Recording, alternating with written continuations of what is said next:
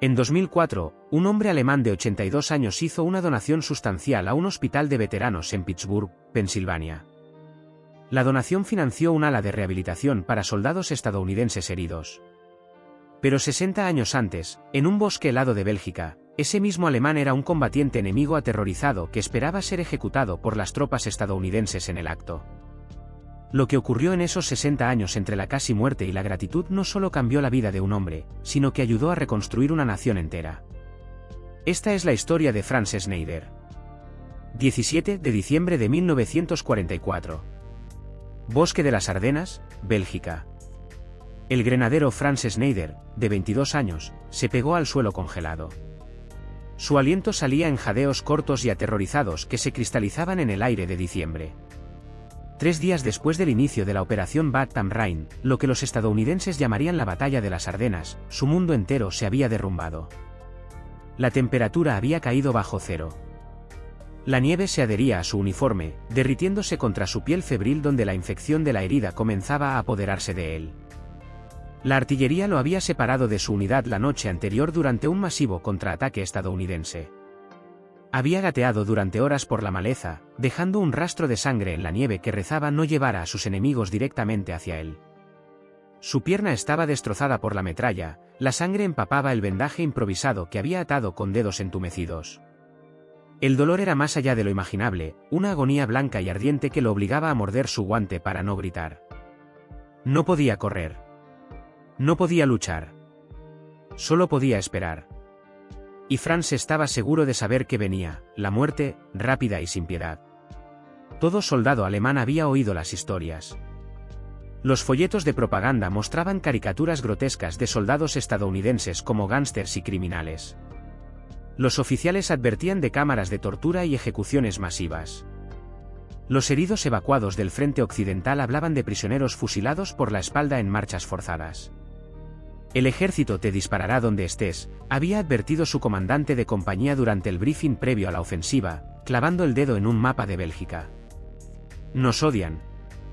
Quieren venganza por sus hermanos, sus padres.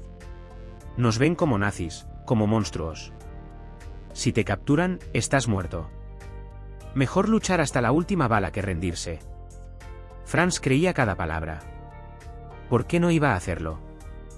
Era lo que le decían sus oficiales, lo que decía el partido, lo que le habían enseñado desde que se alistó en la Wehrmacht a los 19 años. Pensó en su madre en Hamburgo, en su hermana menor Greta, de 14 años. ¿Sabrían alguna vez qué le había pasado? Voces estadounidenses se acercaban. Botas crujiendo sobre la nieve. Órdenes gritadas en inglés. No entendía, pero estaban cerca, tal vez a 30 pies, tal vez menos. La mano de Franz tembló al sacar su Solbusch, su libreta de identificación militar, y la apretó contra su pecho.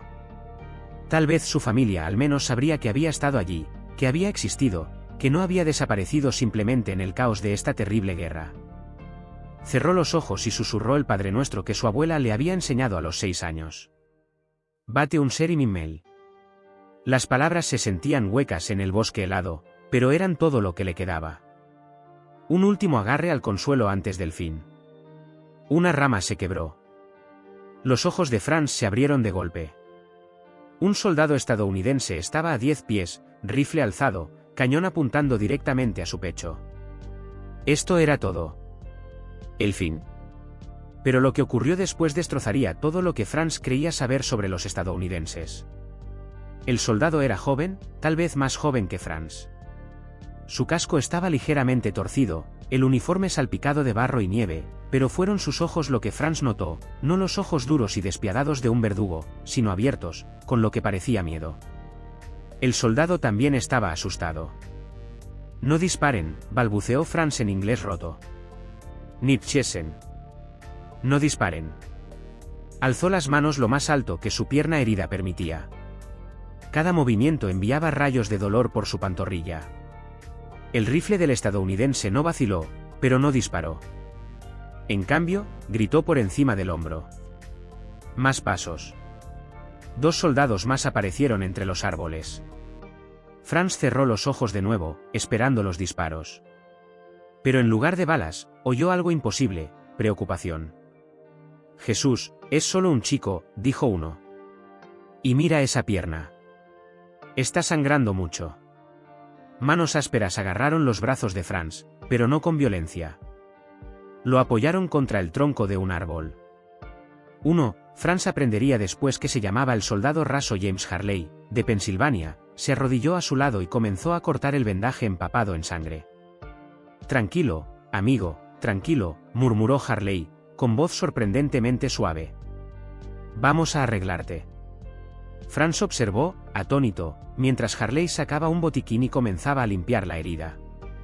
Trabajaba con eficiencia practicada, examinó la lesión con cuidado bajo la luz pálida del invierno, retiró fragmentos de metralla aún incrustados en la carne, irrigó con agua limpia de su cantimplora, espolvoreó generosamente polvo de sulfa sobre la carne desgarrada, el polvo blanco destacaba contra la sangre, y aplicó un vendaje con manos firmes que claramente lo habían hecho antes. No con rudeza, no con descuido, sino con genuino cuidado. El tipo de cuidado que le darías a un hermano, no a un enemigo. Dolió. Dios, cómo dolió. Pero el toque de Harley era cuidadoso, casi tierno, profesional. Otro soldado, un sargento de rostro curtido, le ofreció una cantimplora. Agua, dijo lentamente. Vas a ser. Franz tomó la cantimplora con manos temblorosas y bebió. No había tenido agua limpia en 3 días. ¿Por qué no lo mataban? La confusión debió reflejarse en su rostro, porque el sargento sonrió y palmeó su hombro. ¿Estás bien ahora, hijo? Vas a estar bien. Harley terminó el vendaje y sacó algo que hizo que los ojos de Franz se abrieran, una barra de chocolate. Chocolate real. Franz no había visto chocolate en meses. Toma, dijo Harley, rompiendo la mitad y presionándola en la palma de Franz. Parece que lo necesitas más que yo. Franz miró el chocolate, luego a los soldados estadounidenses. No eran verdugos. No eran monstruos. Eran solo hombres, jóvenes, asustados, fríos y cansados, como él. Y lo estaban tratando como a un ser humano. Mientras lo ayudaban a ponerse de pie, uno a cada lado sosteniendo su peso, Franz sintió que algo se rompía dentro de su pecho. El muro de propaganda y miedo que había sido construido durante años de adoctrinamiento nazi comenzaba a derrumbarse. Estos estadounidenses no debían mostrar misericordia. Pero aquí estaban, vendando sus heridas y compartiendo sus raciones con un soldado enemigo que horas antes había intentado matarlos. La estación de ayuda fue una revelación. Franz esperaba un granero helado, alambre de púas, tal vez ejecución. En cambio, se encontró en una tienda médica cálida donde un doctor estadounidense examinó su pierna con el mismo cuidado que daría a sus propios soldados. Evitó las arterias principales, dijo el doctor a un sanitario. Tiene suerte. Denle morfina y estabilícenlo para el transporte. Le dieron morfina. Mientras la droga aliviaba su dolor, Franz notó prisioneros alemanes acostados en catres junto a estadounidenses heridos. Los mismos sanitarios trataban a todos. Nadie era negado cuidado. Nadie era dejado sufrir. Un cabo alemán herido en la catre de al lado lo miró. Llevo aquí 2 días, dijo en voz baja en alemán. Me han alimentado, tratado mis heridas. El doctor incluso me dio cigarrillos. Pensé que nos fusilarían. Yo también, susurró Franz. Esa tarde, Franz oyó a 2 soldados estadounidenses hablando cerca de la entrada de la tienda. Oí que uno de esos Krauts mató al hermano del teniente Morrison en el paso de Kasserine, dijo uno. Sí, respondió el otro. Pero el teniente aún se asegura de que reciban el mismo trato que nuestros chicos. Dice que eso es lo que nos separa de ellos. Dice que seguimos la Convención de Ginebra porque es lo correcto, no porque sea fácil. Franz repitió esas palabras en su mente. Un hombre cuyo hermano había sido asesinado por alemanes aún insistía en tratar a sus enemigos con dignidad. Era incomprensible. Era honorable. 3 días después, Franz fue trasladado a un punto de recogida de prisioneros más grande en un edificio escolar belga requisado. Ahora podía caminar con una muleta que los estadounidenses le habían fabricado. Su pierna sanaba. La infección mortal había sido prevenida por antibióticos estadounidenses. Allí conoció al sargento primero William Morrison, el oficial a cargo de la instalación. Principios de los 30, ojos cansados que sugerían haber visto demasiado de la guerra. Pero cuando miraba a los prisioneros alemanes, Franz nunca vio odio, solo profesionalismo agotado. Una tarde, Morrison se sentó frente a Franz en el comedor donde los prisioneros recibían las mismas raciones que las tropas estadounidenses. El sargento sacó una fotografía y la puso sobre la mesa. «Ese es mi hermano, Thomas», dijo en inglés lento y claro. Un cabo que hablaba alemán tradujo. «Lo mataron en el norte de África, febrero de 1943. Artillería alemana». Franz miró la foto. Un joven en uniforme estadounidense sonreía, con el brazo sobre los hombros de Morrison. «Hermanos, lo siento», dijo Franz a través del traductor. Morrison asintió lentamente, luego miró directamente a Franz. «¿Sabes qué solía decir Thomas?». Decía, «No estamos luchando contra alemanes. Estamos luchando contra el nazismo. Hay una diferencia. Tú eres solo un chico atrapado en algo más grande que tú». El sargento sacó un paquete de Lucky Strikes y le ofreció uno a Franz. Fumaron juntos en silencio. Un oficial estadounidense cuyo hermano había sido asesinado por alemanes compartiendo cigarrillos con un prisionero alemán. «¿De dónde eres?», preguntó Morrison. «Hamburgo». «Yo soy de Pittsburgh, ciudad del acero como tu Hamburgo. Trabajaba en las acerías antes de la guerra». «¿Tienes familia en casa?». «Madre, hermana, 2 hermanos menores». Morrison sacó otra foto. Su esposa y 2 hijos sonreían desde la imagen arrugada. «Esa es Ellen, y esos son mis hijos, Billy y Sarah. No los he visto en 18 meses». Hablaron casi una hora a través de la paciente traducción del cabo germanohablante. Morrison habló de su hogar, de turnos de 12 horas en la acería antes de la guerra, del olor de los hornos, del compañerismo entre los trabajadores.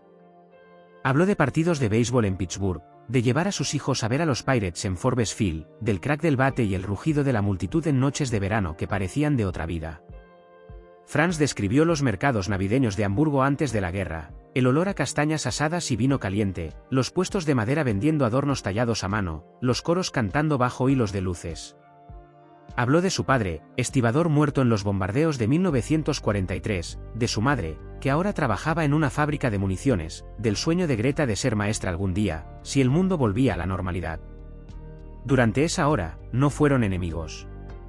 Eran solo 2 hombres que querían que la guerra terminara para volver con las personas que amaban. En las semanas siguientes, Franz pasó por el sistema de prisioneros, primero a un campo más grande en Francia, luego a los propios Estados Unidos. Y en todas partes encontró el mismo trato. Los estadounidenses tomaban la Convención de Ginebra en serio, no como sugerencia, sino como obligación sagrada. En el campo de prisioneros en Mississippi donde Franz terminó, trabajó en granjas junto a otros prisioneros alemanes. El trabajo era duro, recoger algodón bajo el sol sureño brutal, cosechar cultivos, reparar cercas, pero los guardias eran estrictos pero justos. Aplicaban las reglas, sí, pero no abusaban de su poder. No golpeaban a los prisioneros. No retenían comida ni atención médica. El granjero cuya tierra trabajaban, un hombre llamado Thompson que había perdido a su hijo en Normandía, a veces les traía limonada fría en los días más calurosos. No tenía por qué hacerlo. Su hijo había muerto luchando contra alemanes, pero lo hacía igual, repartiendo tarros de la bebida dulce y fría a soldados enemigos que trabajaban sus campos. Familias locales ocasionalmente les saludaban mientras eran transportados de ida y vuelta en la parte trasera de camiones del ejército. Niños miraban con curiosidad, no con odio. Pero las cartas de Franz a casa no llegaban a su familia. Las autoridades nazis interceptaban el correo de prisioneros que hablaban positivamente de los estadounidenses. Lo consideraban propaganda enemiga. En Hamburgo, la madre de Franz pasó meses sin saber si su hijo estaba vivo o muerto, temiendo lo peor. Uno de los guardias estadounidenses, el cabo Jenkins, notó la angustia de Franz. Jenkins tenía una hermana de la edad de Greta. «Escribe tu carta», dijo Jenkins. «Me aseguraré de que llegue a la oficina de la Cruz Roja. Ellos la harán llegar». Jenkins fue más allá, añadió una nota propia explicando que Franz estaba a salvo, bien tratado y en buen estado de salud. Esa nota trajo a la madre de Franz la primera paz que había conocido en meses. Franz asistió a clases de inglés ofrecidas en el campo. Una profesora civil, la señora Patterson, les dijo: ustedes reconstruirán Alemania algún día. Cuanto mejor educados estén, mejor será el futuro de Alemania. Los estadounidenses no solo los tenían prisioneros, los preparaban para la paz. Franz aprendió no solo inglés, sino los principios que los estadounidenses parecían creer genuinamente: democracia, derechos individuales, Estado de Derecho. Estos no eran los bárbaros asesinos que la propaganda nazi había retratado. Eran personas que creían que incluso sus enemigos podían ser reformados y bienvenidos de nuevo en la comunidad de naciones civilizadas. El contraste era abrumador. De más de 400.000 prisioneros alemanes en custodia estadounidense, menos del 1% murió, comparado con el 57% de prisioneros soviéticos en manos alemanas. Esto no era accidente. Era política. Los líderes estadounidenses entendían que el trato a los prisioneros tenía implicaciones más allá de la guerra misma. Como había dicho el jefe del Estado Mayor del Ejército, George C. Marshall, debemos ser mejores que nuestros enemigos. La forma en que tratemos a los prisioneros definirá quiénes somos como nación. Para Franz y cientos de miles como él, el cautiverio se convirtió en una forma de educación política. Todo lo que les habían dicho sobre los estadounidenses resultó falso.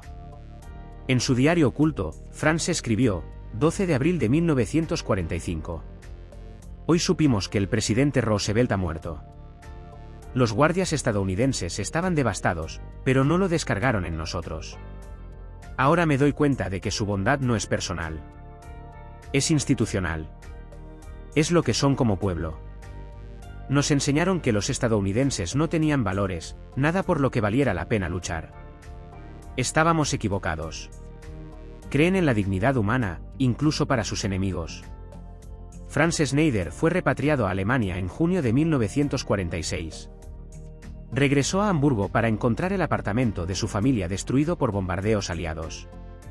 Su madre y hermana habían sobrevivido, pero sus dos hermanos menores habían sido reclutados en los últimos meses de la guerra.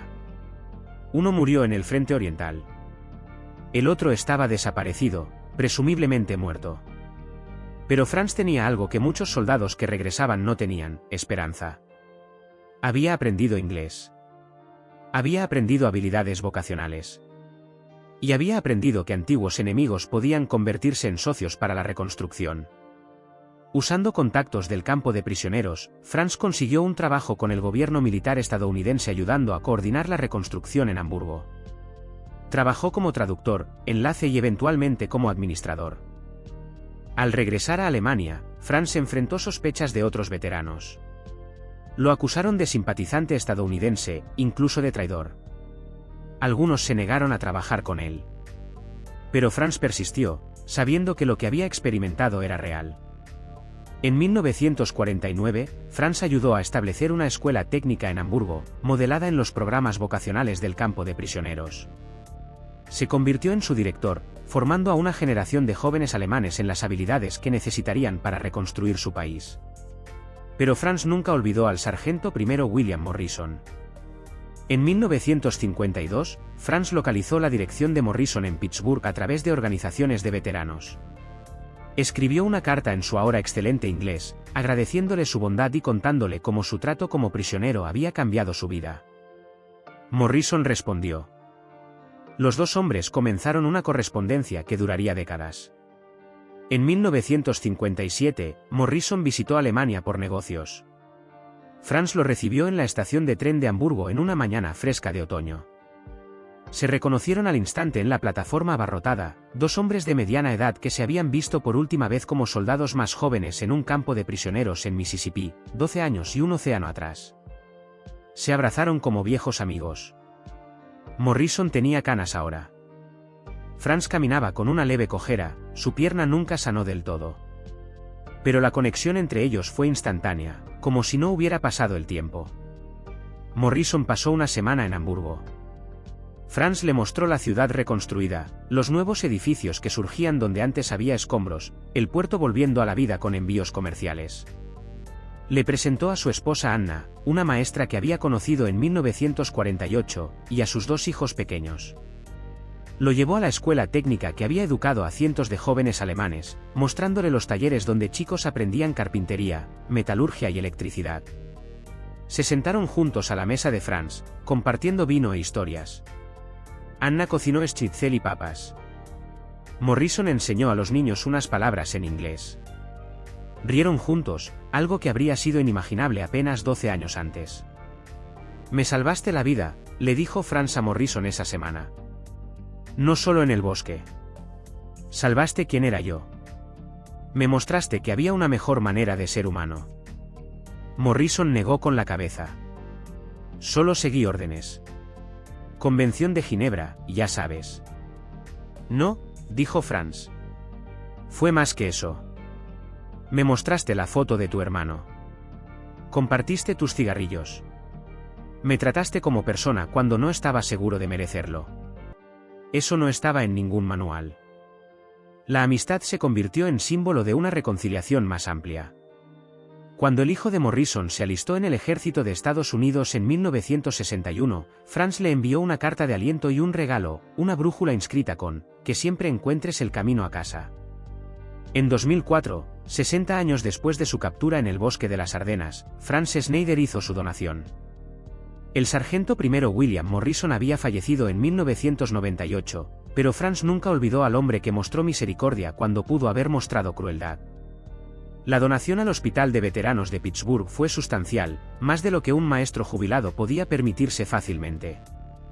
La placa en el vestíbulo del ala de rehabilitación dice: «En memoria del sargento primero William Morrison, quien mostró misericordia a un enemigo y ganó un amigo de por vida, y en gratitud a todos los miembros del servicio estadounidense que honraron sus valores incluso en la oscuridad de la guerra». Franz asistió a la ceremonia de dedicación en silla de ruedas a los 82 años, pero aún lúcido y elocuente. Su discurso ese día llevó a muchos a las lágrimas. «Fui su enemigo.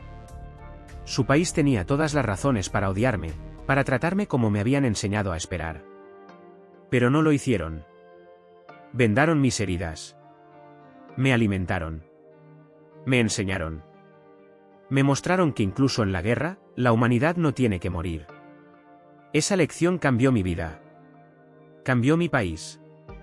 En esos campos de prisioneros a lo largo de su nación, cientos de miles de soldados alemanes aprendieron la misma lección.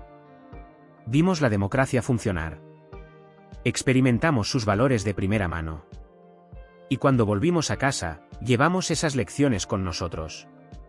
Alemania Occidental se convirtió en democracia en parte porque toda una generación de alemanes tuvo experiencia directa de cómo los estadounidenses trataban incluso a sus enemigos derrotados.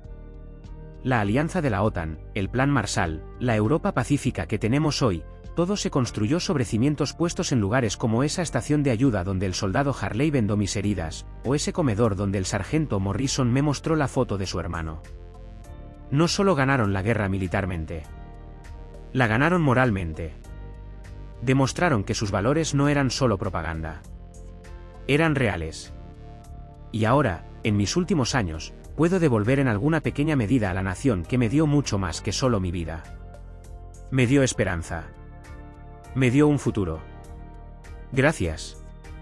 Franz Schneider vivió para ver la caída del muro de Berlín en 1989, la reunificación alemana en 1990 y el surgimiento de Alemania como una democracia líder en Europa. Vio a sus nietos crecer en una Alemania libre, próspera y pacífica, una Alemania que nunca imaginó posible cuando era un joven aterrorizado de 22 años herido en la nieve. Atribuyó todo, en parte, a las elecciones hechas por hombres como el sargento Morrison y el soldado Harley. En su última entrevista antes de su muerte en 2006, Franz dijo: «Podrían haberme matado. Habrían estado justificados. Yo era el enemigo. Pero eligieron la misericordia en su lugar. Esa elección resonó a través de décadas. Esa es la América que quiero que el mundo recuerde. No solo la fuerza militar, sino la fuerza moral, la disposición a ver humanidad incluso en los ojos de un enemigo». 17 de diciembre de 1944. Un bosque helado en Bélgica. Un joven soldado alemán aterrorizado esperando la muerte. 17 de diciembre de 2004. Una ceremonia de dedicación en Pittsburgh. Ese mismo soldado, ahora un anciano, honrando al sargento estadounidense que lo trató con misericordia. 60 años, una vida, una amistad, un puente entre antiguos enemigos. Franz Schneider esperaba la muerte esa mañana de diciembre en las Ardenas. En cambio, encontró humanidad. Encontró hombres que podrían haberlo matado, pero eligieron salvarlo. Hombres que podrían haberlo tratado con crueldad, pero eligieron compasión. Esto no fue solo doctrina militar estadounidense. Fue carácter estadounidense. La creencia de que todas las personas poseen dignidad inherente. La convicción de que los valores importan más cuando son más difíciles de sostener. La comprensión de que el enemigo de hoy podría ser el aliado de mañana. Franz vivió el resto de su vida como testimonio de esa verdad. Cada estudiante que educó en su escuela técnica, más de 2000 jóvenes alemanes que reconstruyeron su nación, llevó adelante las lecciones que Franz había aprendido. Cada carta que escribió a William Morrison durante décadas de amistad, cada historia que contó a sus nietos sobre los estadounidenses que le mostraron misericordia cuando tenían todas las razones para no hacerlo, todo fue un eco de esa mañana de diciembre cuando la bondad derrotó al odio. La barra de chocolate que el soldado Harley compartió en un bosque helado creció hasta convertirse en una amistad que duró medio siglo y ayudó a construir la paz democrática de los últimos 70 años. Ese es el poder de la compasión. Eso es lo que separa la civilización de la barbarie. Eso es lo que Franz Schneider aprendió en el cautiverio estadounidense y lo que pasó el resto de su vida intentando devolver. La historia de Franz nos recuerda que cómo tratamos a nuestros enemigos nos define más que nuestras victorias.